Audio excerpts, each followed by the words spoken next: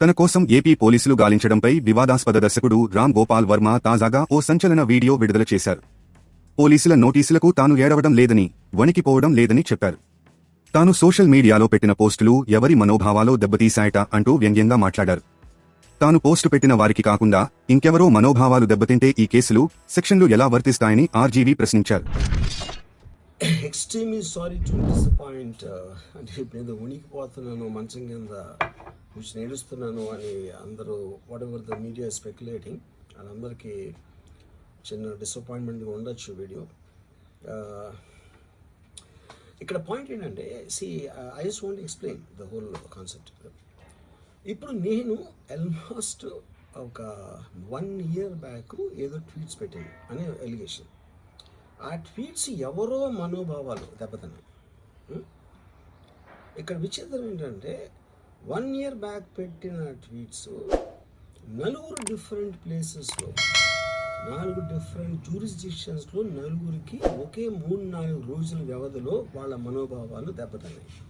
వాళ్ళు ఆ పరంగా కంప్లైంట్ ఇవ్వడం, కేసులు పెట్టడం జరిగింది. ఇక్కడ పాయింట్ 1, ఎవరి మీద అయితే నేను పెట్టానని వాళ్ళు చెప్తున్నారో వాళ్ళకి లేదు, ఎవరో థర్డ్ పార్టీ, అసలు సంబంధం లేనివాడు.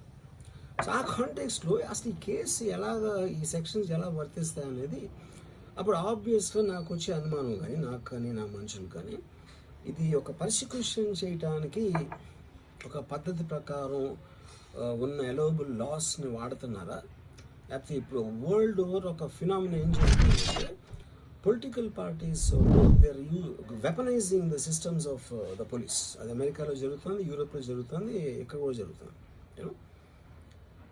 అప్పుడు నేను ఏ ఒక్క వ్యక్తిని, ఒక పోలీస్ ఆఫీసర్ని కానీ, ఒక పొలిటికల్ పర్సన్ కానీ నేను బ్లేమ్ చేయట్లా. I think it happens in certain ఒక ఏమంటారు దాన్ని, ఒక వే. అది అందరూ కూడా ఎంతో కొంత అది చేయటానికి టెంప్టేషన్ ఉండొచ్చు. But eventually there is the law of the land which will take the final call. So అది that I completely agree, believe in that and I abide by that as a citizen. So ఇప్పుడు ఇక్కడ జరిగింది ఏంటి, నాకు ఒక notice వచ్చింది, నేను ఒక రిప్లై ఇచ్చాను, ఫలానా తారీఖు నేను వస్తాను. అప్పటికి నాకు జరుగుతున్న పని ఒక ఆన్గోయింగ్ స్కెడ్యూల్ ఉంది కాబట్టి, నాకు ఫిల్మ్ వర్క్ ఉంది కాబట్టి అవ్వలేదు. అండ్ ఇట్ ఈస్ వేరే ప్రొడ్యూసర్కి చేస్తాను, ఆ ప్రొడ్యూసర్కి నష్టం వస్తుంది కాబట్టి నేను మళ్ళీ టైం అడిగాను. ఇదేంటి కేసు, ఇదేం అర్జెంట్ కేసు అంటే 1 year తర్వాత ట్వీట్ చూసిన అతనికి 1 weekలో అన్నీ అయిపోవాలనేది ఏమన్నా మీనింగ్ ఉంటుంది అసలు దానికి? So which basically means it is being done for purposes other than the urgency of the case. ఇప్పుడు అర్జెన్సీ ఆఫ్ ద కేస్ అంటే మీరు మర్డర్లు ఇన్ని జరిగి సంవత్సరాలు తీసుకుని. తాజా సమాచారం కోసం లైక్ చేయండి, సబ్స్క్రైబ్ చేయండి, నోటిఫికేషన్ల కోసం గంట సింబల్ ఆన్ చేసి పెట్టండి.